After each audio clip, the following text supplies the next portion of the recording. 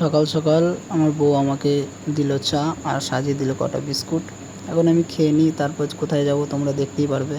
তার আগে সবাইকে জানাই হাই। চলো বেশি কথা না বলে আমি রেডি হয়ে গেছি, পেছনে ব্যাগটা ঝোলাটা ঝুলিয়ে নিয়েছি।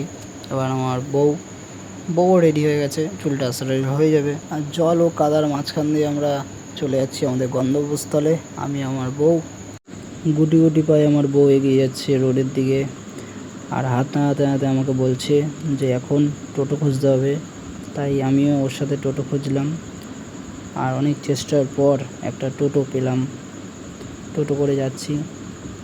আমার বউয়ের মুডটা ভালো নেই, সকাল সকাল উঠতে হয়েছে তো তাই।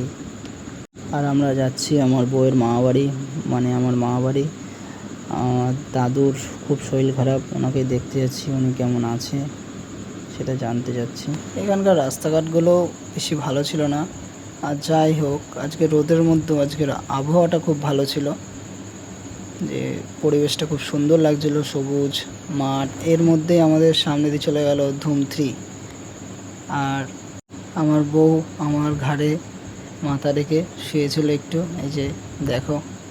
মামাবাড়িতে গিয়ে আর ভিডিওটা এগাতে পারিনি, তাই এখন আমাকে আবার মামাবাড়ির এখানে চাউমিন খাওয়াতে নিয়ে যাচ্ছে আমার বউ আমাকে, সাইকেল চালিয়ে চালিয়ে। আমারই ভালোই লাগছে, মানে কষ্ট মষ্ট করতে হচ্ছে না।